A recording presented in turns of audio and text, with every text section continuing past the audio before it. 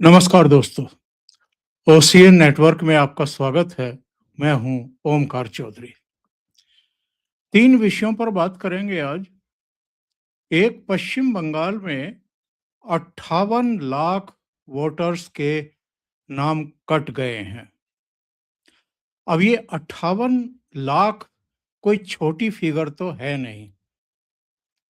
SIR के बाद जो चुनाव आयोग ने एक ड्राफ्ट सूची जारी की है, उसके अनुसार 58 लाख नाम या तो फेक पाए गए, या इस दुनिया में नहीं है, या वो पश्चिम बंगाल छोड़ कर के या अपने मूल निवास स्थान को छोड़ कर के कहीं दूसरी जगह गमन कर गए।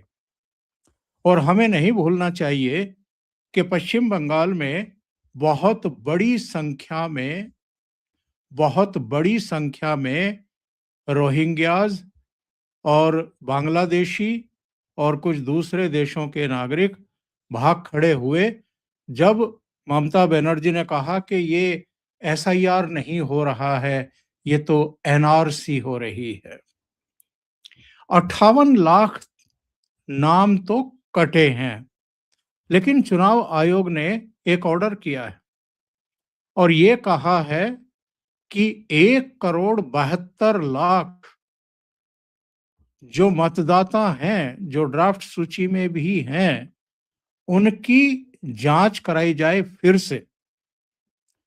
क्योंकि ये शिकायतें बीच में आ रही थी कि टीएमसी के कार्यकर्ता अपनी टेबल लगा करके, अपनी चेयर डाल करके, अपने कंप्यूटर लगा करके खुद एक तरीके से एसआईआर की पूरी प्रक्रिया को हाईजैक करके बैठ गए थे।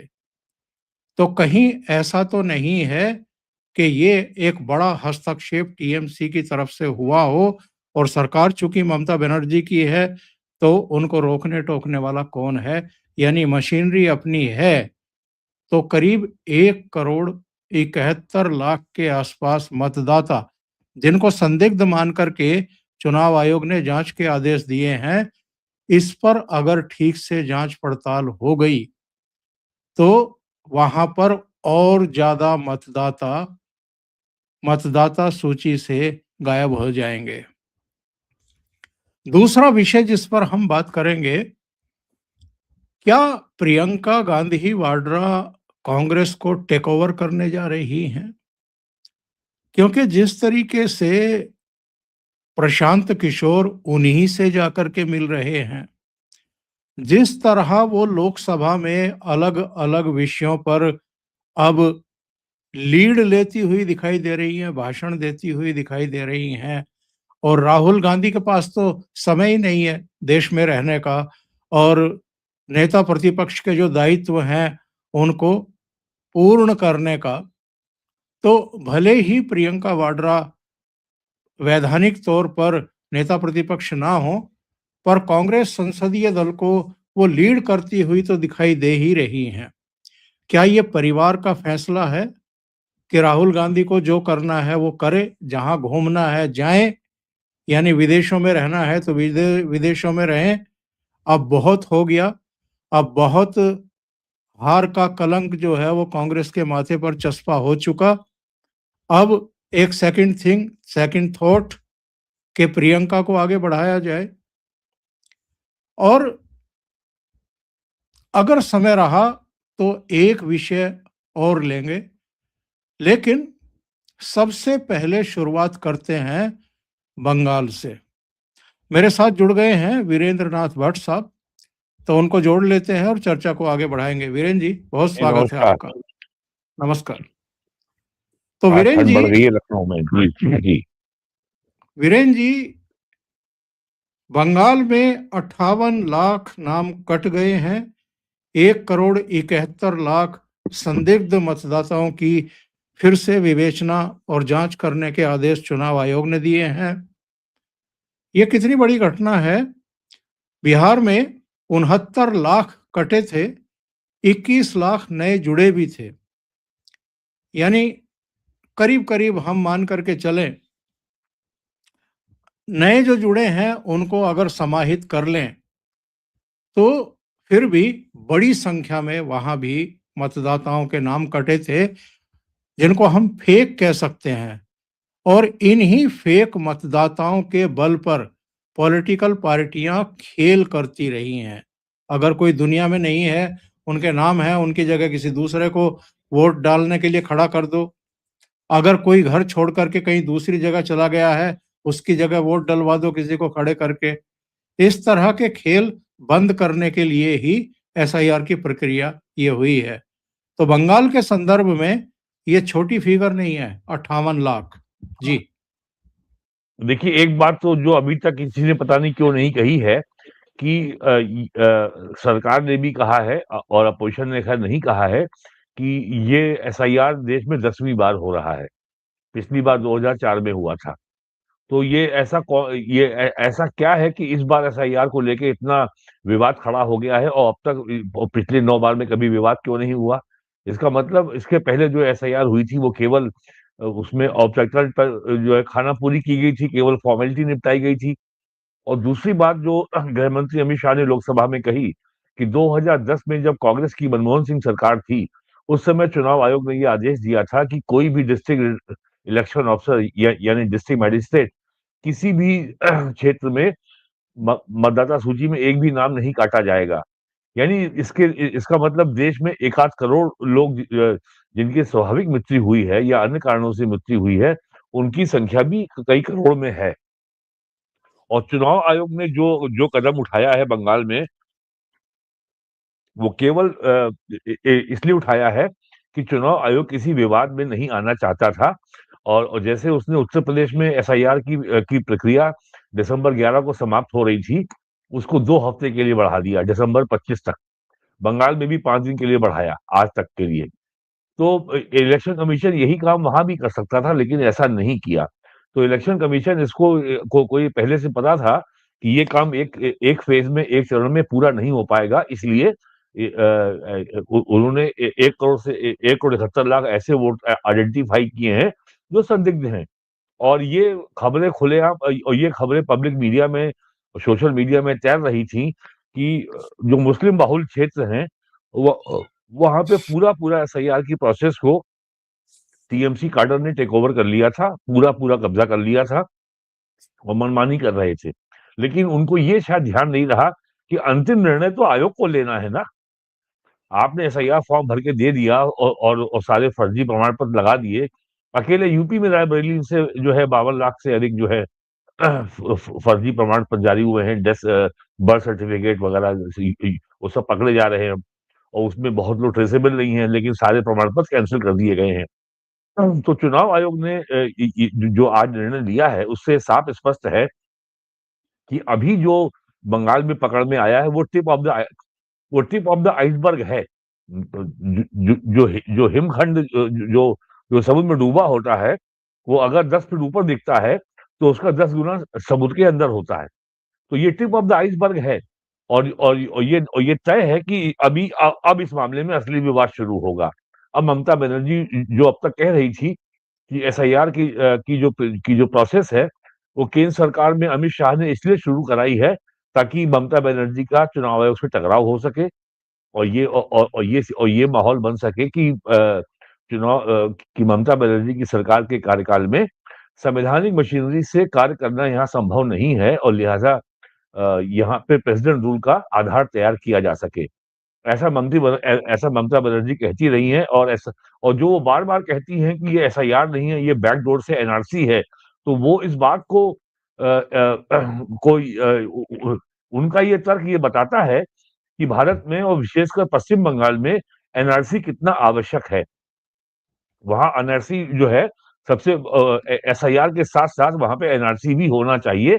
ये ये ये उनके तर्कों से स्वयं स्पष्ट होता है और ये प्रक्रिया आगे बढ़ेगी और ये जो पौने 2 करोड़ के आसपास जो नाम वोटर लिस्ट में है, वो आयोग ने उनको डाउटफुल पाया है। तो जब इसमें एक-एक की पड़ताल होगी तो ज़ाहिर है कि वो प्रक्रिया बदलेगी और जो उसमें टीम इन्वॉल्व होगी बीएलओ की, वो भी बदलेगी। और ये भी संभव है और जैसा चुनाव आयोग ने किया भी है, वहाँ पे कुछ अन्य राज्यों से कुछ अन्य ऑब्जर्वर को, प्रेक्षकों को भेजा जाए ताकि वो सुपरवाइज करें ये कि ये जो है अब दोबारा इसमें कोई गड़बड़ी ना हो पाए।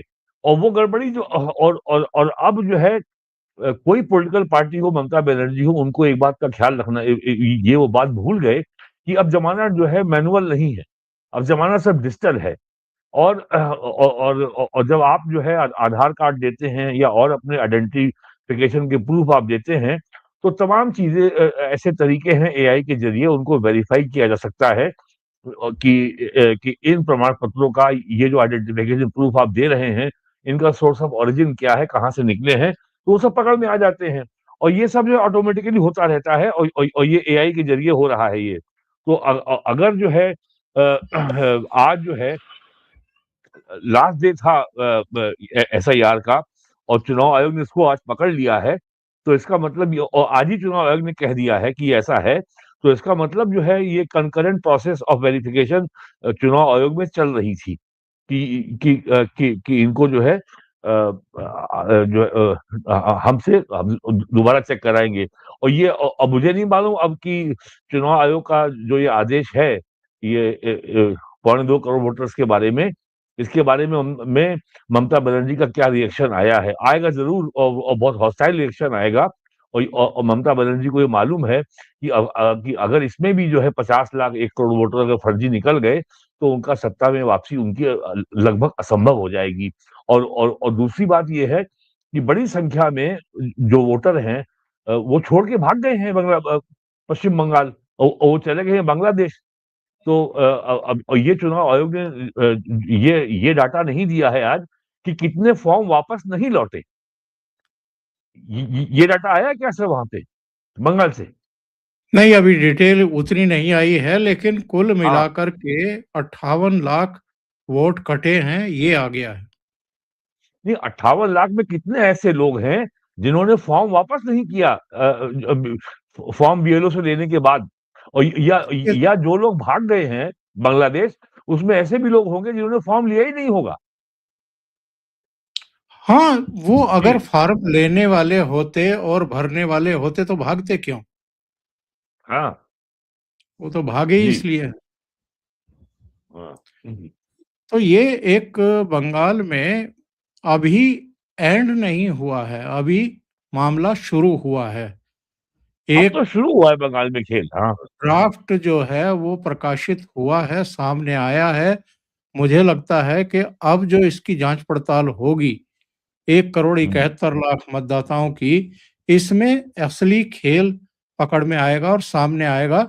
क्योंकि शुरू से ही ये बात आ रही थी कि पश्चिम बंगाल में तो 1.5-2 करोड़ मतदाताओं के नाम कटेंगे।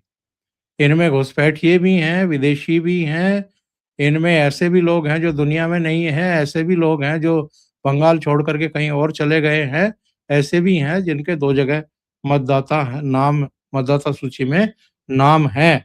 तो ये प्रक्रिया अब शुरू होगी और अब वहाँ झगड़े-टंटे शुरू होंगे। जिसकी आशंका ममता बनर्जी जता रही थी, अगर उस दिशा में ये मामला बढ़ता है, यानी कन्फ्रंटेशन बढ़ता है, वहाँ पर आमने-सामने की स्थितियाँ आती हैं, चुनाव आयोग के लोगों को काम नहीं करने दिया जाता। कई जिलों में वहाँ पर अलग से आईएएस ऑफिसर भेजे गए हैं, ऐसी जानकारी मिल रही है। तो जिनका विरोध भी हुआ है वहाँ पर कि इनको क्यों भेजा जा रहा है, ऑलरेडी वहाँ पर सक्षम अधिकारी हैं। चुनाव आयोग का कहना है कि मदद के लिए भेज रहे हैं, लेकिन इस तरह की चीजें भी आ रही हैं। इसका मतलब ये है कि बंगाल में टकराव की स्थिति बनेगी। देखिए ममता बनर्जी तो अंतिम समय तक ये कोशिश करेंगी कि चुनाव आयोग से सीधे टकराव की स्थिति न बने, क्योंकि ममता बनर्जी के पास अब ये विकल्प उपलब्ध नहीं है कि वो बीजेपी पे हमला करना शुरू कर दें। चुनाव आयोग ने जो एसआईआर की प्रक्रिया के बारे में जो आदेश जारी किया था जून 2025 में, उसके बाद जुलाई में रिट फाइल हो गई थी सुप्रीम कोर्ट में, और सुप्रीम कोर्ट में सुनवाई चलते लगभग 6 महीने हो गए हैं। और बिहार का चुनाव भी इस बीच में संपन्न हो गया है, 14 नवंबर को वहां परिणाम भी आ गए हैं, नई सरकार भी बन गई है। और जब चुनाव आयोग ने अन्य 12 राज्यों में एसआईआर की प्रक्रिया के आदेश दिए थे, तो उसके बाद तमिलनाडु की सरकार चली गई, अब भी ने भी रिट फाइल कर दी है। और तमिलनाडु और ये बंगाल की तृणमूल कांग्रेस भी गई है, और पश्चिम बंगाल प्रदेश कांग्रेस कमेटी भी गई है।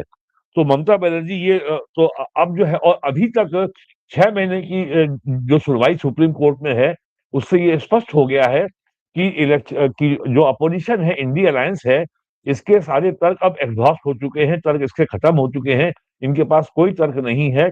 और अब तक केवल एक ही बात सामने आई आई है, सुप्रीम कोर्ट ने जो एक इंटरिम आदेश दिया था कि आधार कार्ड को भी पहचान पत्र के रूप में मान्यता प्रदान की जाए। लेकिन सुप्रीम कोर्ट ने साथ ही ये स्पष्ट कर दिया था कि आधार कार्ड नागरिकता का प्रमाण नहीं है। तो अब इसके बाद जो है, तो अब ममता बनर्जी को अपने ऑप्शंस वे करने होंगे, अपने सारे विकल्पों को तौल के देखना होगा कि क्या इलेक्शन कमीशन से अगर हमारा सीधा टकराव होगा, तो ये टकराव केवल चुनाव आयोग से नहीं होगा, ये टकराव सुप्रीम कोर्ट से भी होगा, क्योंकि चुनाव आयोग ने अब तक एसआईआर को लेकर के कोई भी अंतरिम आदेश देने से साफ इनकार किया है। हालांकि कोशिश बहुत की गई है, लेकिन उन्होंने माना नहीं है। हम्म, हम्म। ये जो 24 लाख जो जो मृत वोटर हैं, मुझे ये भी संख्या बहुत कम लगती है। और ये 12 लाख जो लापता हैं, ये शायद वो हैं जो भाग गए बांग्लादेश।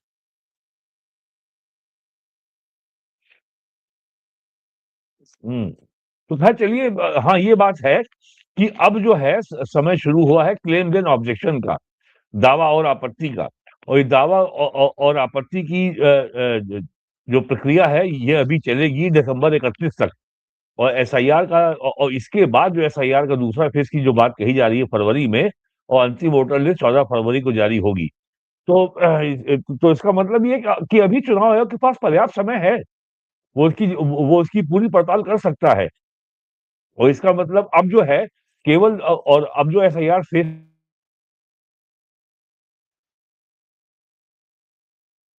अब ये काम जो होगा, ये केवल 1,72,00,000 जो संदिग्ध पाए गए हैं वोटर, केवल उन्हीं का होगा। आपको आवाज आ रही है? चौधरी साहब, आवाज आ रही है? आपकी आवाज आ रही है। 1 मिनट जरा अच्छा, मैं ठीक ठीक, जी जी दर्शकों को जानकारी दे दूं। जी जो जी। जो नाम हटे हैं 58 लाख, इनमें से 24,16,00,000 मृत हम्म हैं। 19,88,076 हम्म वोट है जो दूसरी जगह चले गए हैं। 12,20,000 लापता हैं। 1 लाख यानी 12,20,000 लापता हैं, उनका कोई पता सता नहीं है। 1,38,000 वोटर डुप्लीकेट या फर्जी हैं और 57,604 नाम अन्य कारणों से हटाने के प्रस्ताव में है। जिनका नाम हटाया गया है वो फॉर्म 6 भरकर दस्तावेजों के साथ दावा भी कर सकते हैं। तो ये एक फिगर आई है। बहुत डिटेल जानकारी अभी भी अपेक्षित है कि चुनाव आयोग हम्म देगा। इसमें जो आप कह रहे थे कि कितनों ने फॉर्म वापस ही जमा नहीं किए हैं, वो फिगर भी आ जाएगी। पर एक 12 लाख है जो गायब हैं। हम्म ये 12 लाख वो भी हो सकते हैं जिन्होंने एसआईआर फॉर्म ले तो लिया, वापस नहीं किया। हम्म चलिए अब हम्म दूसरे विषय पर आगे बढ़ते हैं। विषय ये है कि अगर किसी राष्ट्रीय परियोजना का नाम बदला गया है, अगर उसका आकार बढ़ाया गया है, पहले 100 दिनों की रोजगार की गारंटी थी, अब 125 दिन कर दी गई है, और उसको अगर विकसित भारत तक यानी 2047 तक चलाने का संकल्प हुआ है, एक रोड मैप लिया गया है कि ग्रामीण क्षेत्रों को सशक्त बनाया जाए, ग्राम वासियों को सशक्त बनाया जाए, मजदूरों को काम दिया जाए, तो इसमें किसी को क्या आपत्ति हो सकती है? जब तक उस योजना का नाम मनरेगा है यानी महात्मा गांधी के नाम से है, तब तक ठीक है। अगर उसका कुछ और नाम कर दिया है या राम के नाम पर उसको रखा गया है या राम का नाम उसमें बन गया है जो शब्द आए हैं, तो इससे कांग्रेस को या दूसरे दलों को क्यों आपत्ति होनी चाहिए भट्ट साहब? ये राजनीति क्यों? नहीं, देखिए, एक तो कांग्रेस को हमेशा एक ऐसे मुद्दे की तलाश होती है कि जहां वो भारतीय जनता पार्टी को गांधी विरोधी सिद्ध कर सके। और उनको बड़ी प्रसन्नता का अनुभव होता है जब वो बीजेपी को, आरएसएस को गोडसे वाली पार्टी बताते हैं। ये काम वो पिछले 17 साल से कर रहे हैं। महात्मा गांधी की हत्या के बाद से लगातार ये काम कर रहे हैं। और उन्होंने कभी और ये जो मनरेगा स्कीम है, ये 2005 में जब मनमोहन सिंह सोनिया गांधी की सरकार थी, तब ये शुरू हुई थी। और लोगों को जानकारी भी होनी चाहिए कि ग्रामीण रोजगार योजना देश में 1952 से चल रही है। और जब 52 में शुरू हुई थी तब इसका नाम था कम्युनिटी डेवलपमेंट प्रोग्राम। और उसके बाद 60-61 में इसका नाम हो गया रूरल मैन पावर प्रोग्राम। फिर 71-72 में इसका नाम हो गया crash scheme for rural employment. और और उसके बाद 77 और 78 में इसका नाम हो गया फूड फॉर वर्क प्रोग्राम। और 1980 में इसका नाम हो गया national rural employment programme, NREP. और जब राजीव गांधी प्राइम मिनिस्टर थे 1986 में, तब इसका नाम हो गया जेआरवाई, जवाहर रोजगार योजना। और उसके पहले 1983 में एक स्कीम चल रही थी, RLEGP, rural labour employment guarantee programme. तो 86 में इस योजना को और एनआरईपी को मर्ज करके जवाहर रोजगार योजना आई थी। और इस योजना को जब अटल जी की सरकार थी, इसको रीनेम किया गया था। इसका नाम रखा गया था जवाहर ग्राम समृद्धि योजना। और यही अंत में जाकर के ये नरेगा एक्ट बना। तो अब तक तो नरेगा की पूर्व सारी योजनाओं में केवल नरेगा में केवल एक अंतर ये है कि इसके लिए संसद से बाकायदे अधिनियम पास कराया गया, एक्ट दिया गया और कहा कि हम जो है एम्प्लॉयमेंट का अधिकार दे रहे हैं। और कांग्रेस के लोगों को से मुझे बड़ी हैरानी होती है कि ये लोग कोई भी तैयारी नहीं करते हैं, संसद में चले आते हैं और इनके पास बोलने को, सरकार के उससे सवाल करने को, सरकार पे हमला करने को कोई सामग्री नहीं होती है। इस योजना में इतनी अच्छी बात यह है कि जो नेशनल लाइवलीहुड मिशन चल रहा है, राष्ट्रीय आजीविका मिशन, उसको इस योजना में मर्ज कर दिया गया है। और अब ये जो है ये और कांग्रेस की जो नीति है, जो समाजवादियों की नीति है, ये सारी कल्याणकारी योजनाएं केवल रेवड़ी बांटने के अंदाज में चलाते हैं कि हम अन्नदाता हैं, हमको वोट देते रहो, हमारे पैरों में गिरे रहो, हम तुमको ऐसे ही हम रेवड़ी बांटते रहेंगे। जबकि प्राइम मिनिस्टर मोदी के राज कार्यकाल में जितनी भी योजनाएं शुरू की गई हैं, वो सारी की सारी वन टाइम योजनाएं हैं।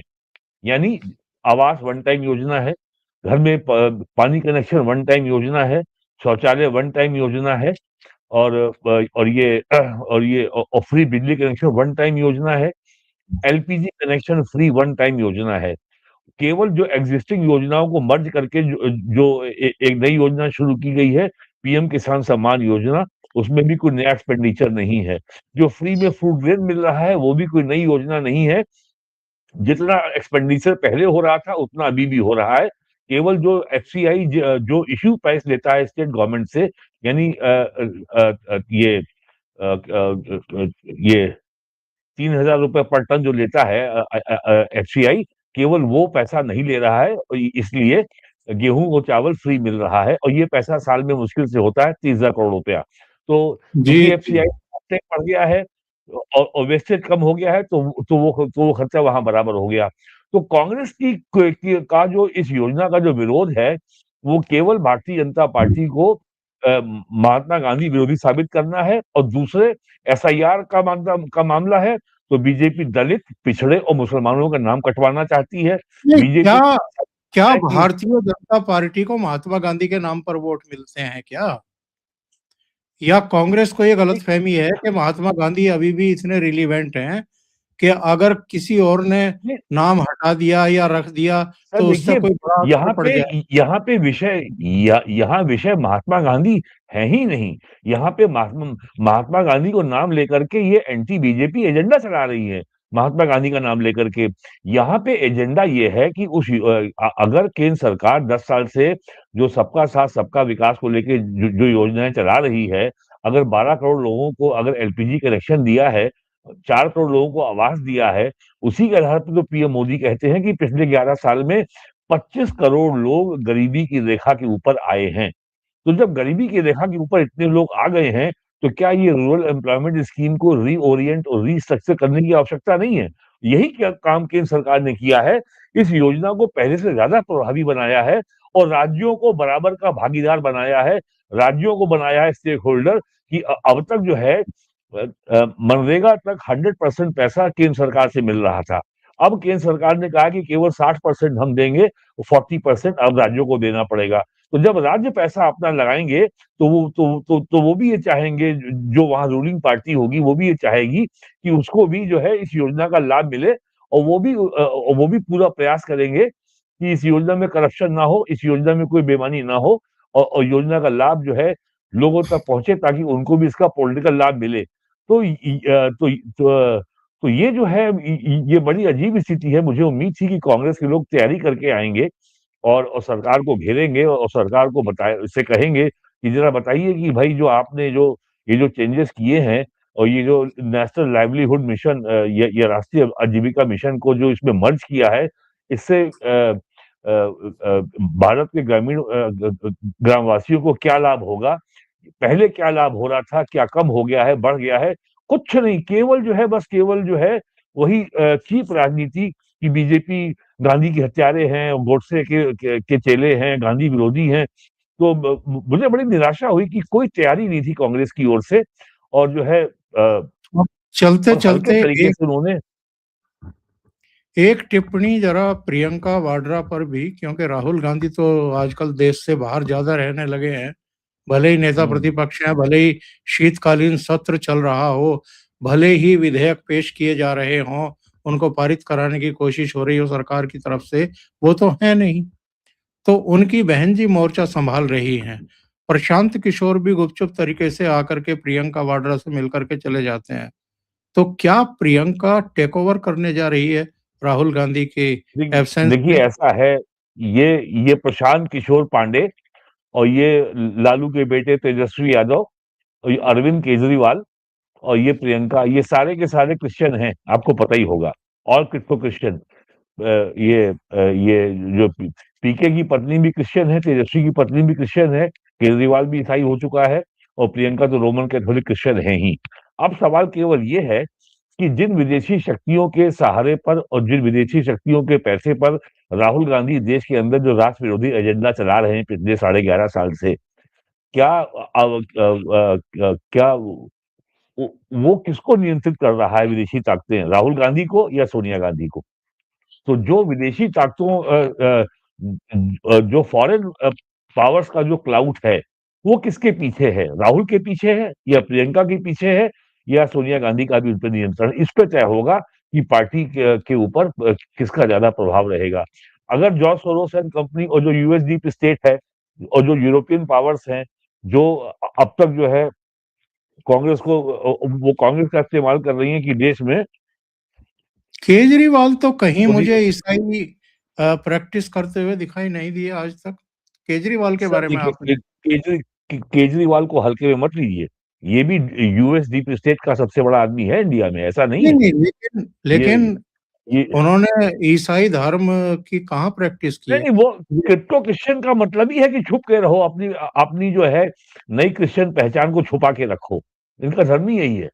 जो वो जैसे जगन्नाथ रेड्डी था आपका आंध्रा का मुख्यमंत्री, वो तो खुलेआम क्रिश्चियन हो गया था। डीएमके का जो है आपका जो स्टालिन है उसका बेटा, ये सारे क्रिप्टो क्रिश्चियन है। और चर्च के इशारे पर ही तो जो है मदुरई में जो दीपदान का कार्यक्रम था, ये दौड़े चले आए सुप्रीम कोर्ट में और मद्रास हाई कोर्ट के जज के खिलाफ अभी इम्पीचमेंट का जो है इन्होंने प्रस्ताव पेश कर दिया। तो ये फॉरेन पावर इसी तरीके से सक्रिय होती हैं। तो फॉरेन पावर जो कांग्रेस को बैक कर रही हैं, वो किसके साथ रहेंगी? राहुल के साथ, प्रियंका के साथ या सोनिया गांधी के साथ?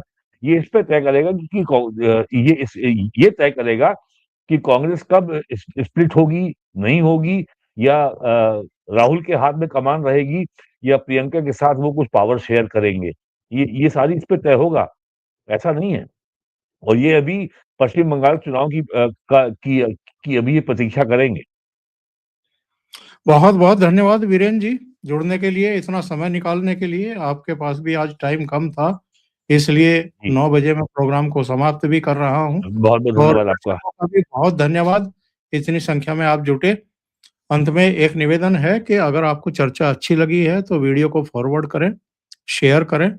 अभी तक ये चैनल आपने सब्सक्राइब नहीं किया है तो सब्सक्राइब जरूर कर लें। बहुत बहुत धन्यवाद। नमस्कार। नमस्कार।